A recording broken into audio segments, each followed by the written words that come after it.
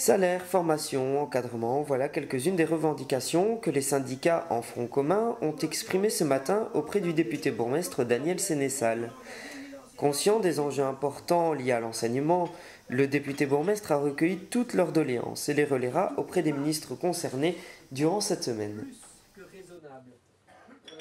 Rencontre utile, nécessaire et intéressante parce qu'elle a permis aux enseignants de relayer leurs revendications. Elles sont nombreuses mais elles sont justifiées, elles sont légitimes. Il y a eu le dépôt d'un cahier de revendications qui comporte 200 revendications et dont la plupart sont des revendications qui concernent les conditions de travail. Je pense que c'est d'abord et avant tout ce que nous voulons mettre en exergue, c'est la difficulté, c'est le malaise des enseignants dans leur classe parce que le nombre d'élèves est trop élevé, parce qu'on manque de moyens, parce que les locaux sont vétustes, parce que l'encadrement est tout à fait insuffisant pour répondre aux attentes toujours de plus en plus exigeantes au niveau de la société civile, des parents et je dis pour répondre aussi à notre devoir d'enseignant qui est d'abord de former des citoyens à l'école. Le ras-le-bol est général, dans tous les réseaux, à tous les niveaux. Les revendications, elles sont plurielles.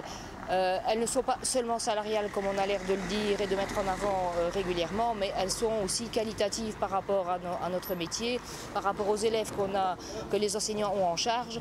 Elles sont aussi effectivement salariales, elles sont aussi pour que les jeunes restent dans l'enseignement, restent ou arrivent dans l'enseignement.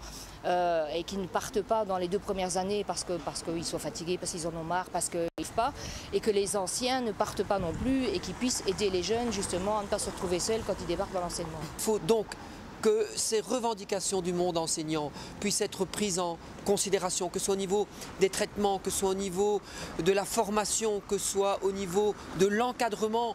Tout cela est important et il faut que le monde politique ait les yeux rivés sur l'enseignement, vraiment un capital dans lequel il faut investir pour la société de demain.